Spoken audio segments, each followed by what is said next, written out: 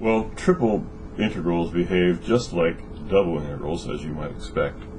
And double integrals, of course, you've already seen behave much like integrals. And so if you wanted to look at some of the properties, they're in lesson 2 for a review. The dv in the integrals can be any of the 6 permutations of dx, dy, dz. And we can use this version of the Fubini theorem to evaluate triple integrals in the order z, then y, then x. So here's how we evaluate an iterated integral. So that f be continuous on the solid region Q, and of course f could just be 1, defined by, and here's our region Q, x goes from a to b, y goes from h1 of x to h2 of x, and g could be a function of 2 variables, goes from z, rather, I should have said z, why did I say that? Z goes from g1 of xy to g2 of xy, where h, all the functions are continuous. Then our triple integral is, notice the order of integration, z, y, and then x. Z goes from g1 xy to g2 xy. Y goes from h1 x to h2 of x, and x goes from a to b. So the integration for the variable z requires that both x and y are treated as constants, and the integration for y requires x to be treated as a constant, and the last integration yields a number. The number represents the integral over the solid. A real-life example would be to find the total mass of a three-dimensional object given a density function, f of x, y, z, describing the density at a point x, y, z. In other words, we have a solid object that's more dense in some parts than it is in others. Or, as I said, it's static electricity or electrical charge things. More charge closer to something else. I think possibly even total heat energy could work like this too.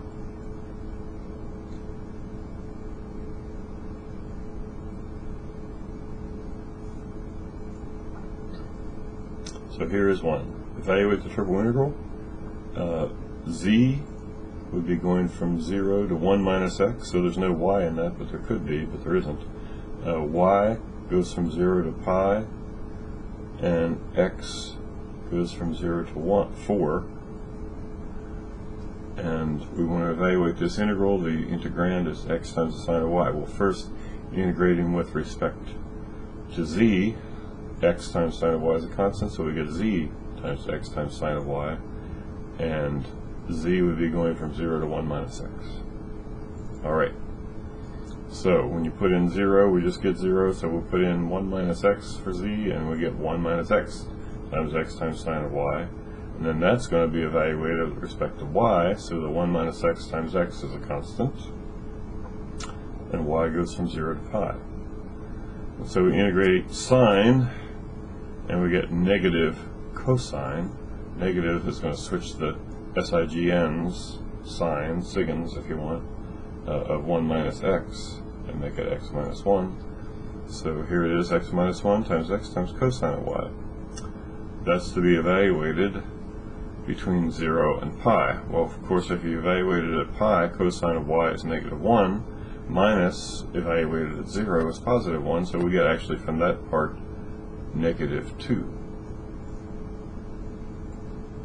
And so that means we're going to evaluate negative 2 times our constant x minus 1 times x dx, but it's not constant for this integration because we're integrating with respect to x.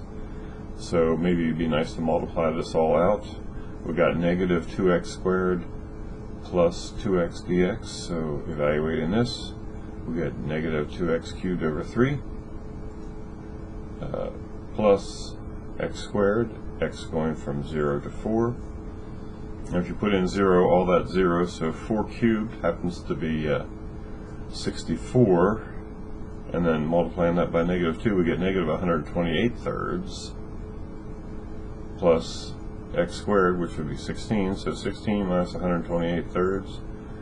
16 is 48 thirds, so we wind up with negative 80 thirds is the answer for our triple integral.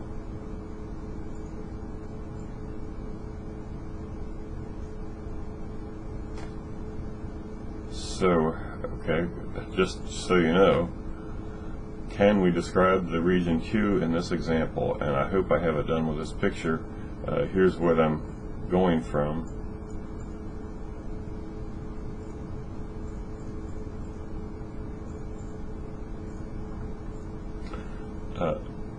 Z is going from 0 to 1 minus x. So 1 minus x, z equals 1 minus x, is this plane, this kind of rainbow colored. Okay, y is going from 0 to pi, and I think if you can see the y-axis here, it stops there, 3.141592654, and then x goes from 0 to 4. You can see x going from 0 to 4. So we have this solid prism, and that's the region we're evaluating this function over.